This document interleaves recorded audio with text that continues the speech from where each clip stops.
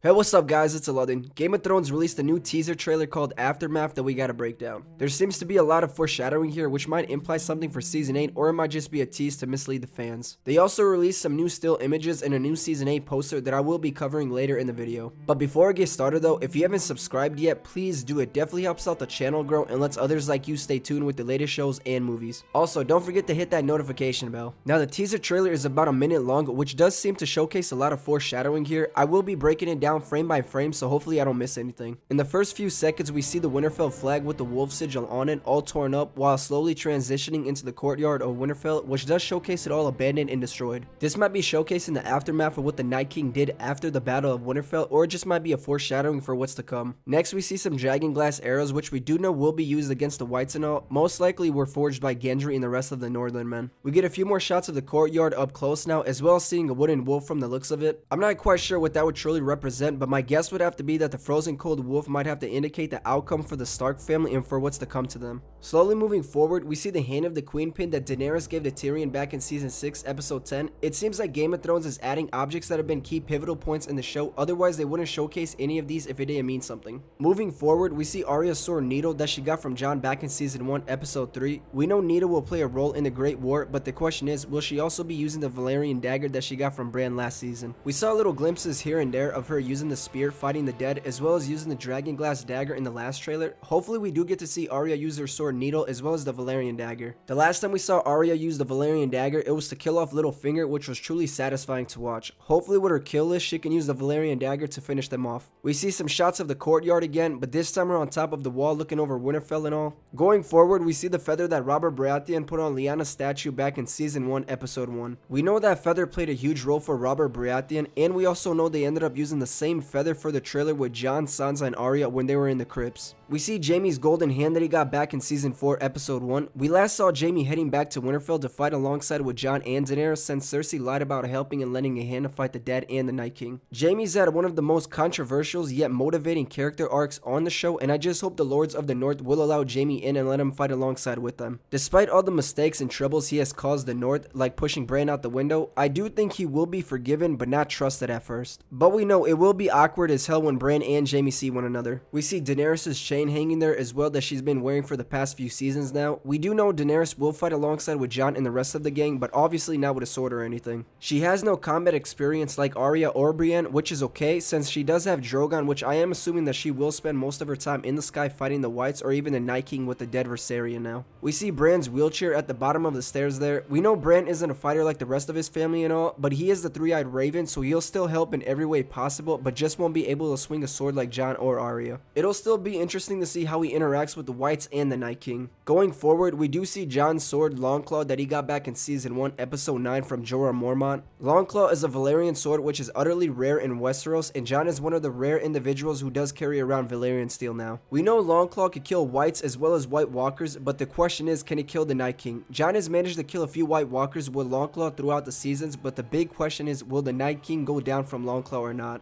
This shot also resembles a lot to when Jon was fighting at Hardhome and Longclaw was in the snow just like this shot here. Also, that's when he killed his first White Walker. So hopefully we do get to see Jon swing Longclaw once more at a few more White Walkers and perhaps even the Night King as well. Also, if you look closely, you will see a little blood underneath Longclaw, which might indicate Jon's fate here, or it might just be a little tease to get the fans talking. But finally, as the camera moves up a little bit, we do see the Night King arrive at Winterfell. Remember, this is just a teaser trailer, so it's not actually confirmed that the Night King managed to take over Winterfell. Game of Thrones is a genius at conveying footage to make it look a certain way, and at this point they managed to do that with the Night King. I will say the Night King has definitely been one hell of a mysterious character throughout the seasons, and the actor Vladimir Furtick, who does play the Night King, also mentioned some crazy details about what his character's true ambitions are. If you haven't seen that video, you can check it out on the top right here. I'll also leave a link in the description so you can watch it later. But overall, the Night King is coming for a kill, and I can't wait to see who his target is in season 8. Game of Thrones also showcased the new season 8 poster, which shows all our characters in the shape of the Iron Throne, which seems to me that it's just representing who's going to be on the Iron Throne throne after all these events unfold. We know this season is about For the Throne, but there might be no throne once everything is done with the dead and the living. But how did you guys feel about this mysterious, creepy teaser trailer? We know they didn't actually showcase new footage of Season 8, but then again, they did seem to showcase some foreshadowing of some sort with Tyrion's pin, Arya's sword needle, the feather from Robert Baratheon, as well as Jon's sword Longclaw. All of those have to have some sort of significance in Season 8, but what is it exactly? Leave your comments in the comments section and let me know what you guys thought about this teaser trailer. I want to say thank you all for watching, and if you haven't already, hit that like button if you enjoyed today's video, and don't forget to subscribe if you haven't by now. If you don't mind, share the video if you thought it was good and want others to see it. Watch my other videos containing Game of Thrones Season 8 in the next video. I'll have more Game of Thrones content up once we get more details and information on Season 8 in the upcoming days now. Thank you all once more, and I'll see you guys in the next video. See ya.